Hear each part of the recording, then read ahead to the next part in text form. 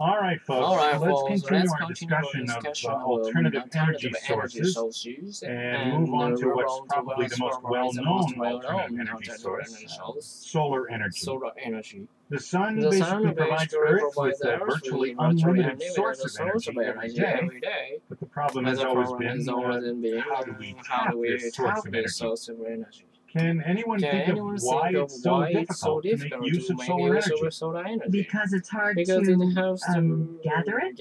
That's exactly it. Solar energy is everywhere, but it's also quite diffused. And the thing is, the dream of solar energy is not a new one. Humanity has been trying to use the sun's light as a reliable source of energy for centuries. And around the beginning of the 20th century, there were actually some primitive solar water heaters on the consumer market, but they didn't sell very well. Any of you want to guess why? Well, there were other energy choices like oil and natural gas, right?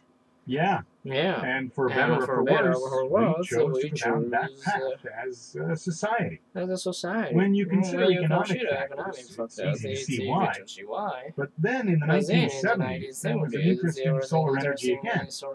Why do you think that happened? Because oil and natural gas it became scarce? Well, not exactly. The amount of oil and natural gas in the earth was still plentiful. But there were other reasons. It's a political thing, really, and I'm going to get into that now. So what happened in the 1970s was oil and natural gas became very expensive very quickly. And that spurred people to start looking into alternative forms of energy.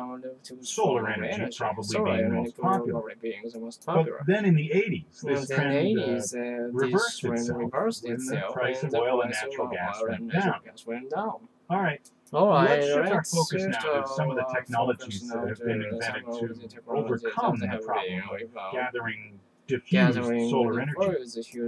The most basic solution is simply to carefully place windows in a building so that the sun shines into the building, and then it's absorbed and converted into heat.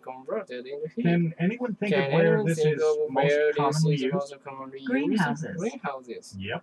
Greenhouses, where plants are kept warm and provided with sunlight because the walls of the building are made entirely of glass. But we do also have more complex systems that are used for space heating, and they fall into two categories, passive and active heating systems. Passive systems take advantage of the location or the design of a house. For example, solar energy is gathered through large glass panels facing the sun. The heat is then stored in water-filled tanks or concrete. No mechanical devices are used in passive heating systems. They operate with little or no mechanical assistance.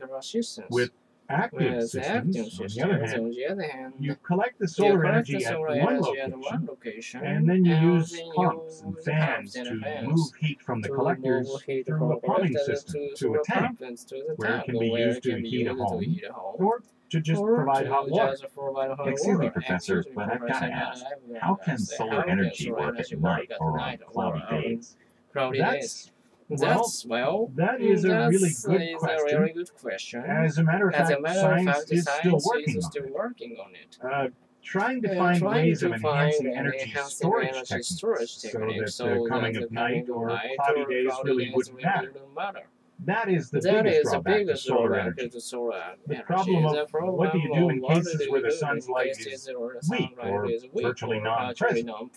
So the storage of solar energy, lots of solar energy, is a really important aspect. Does that mean that solar energy can only be used on a small scale, like heating a home?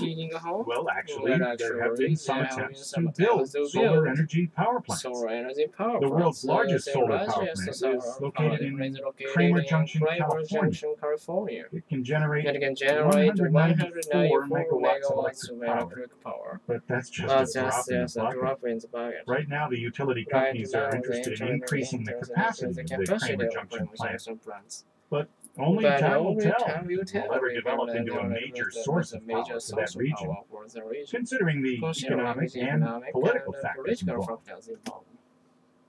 All right.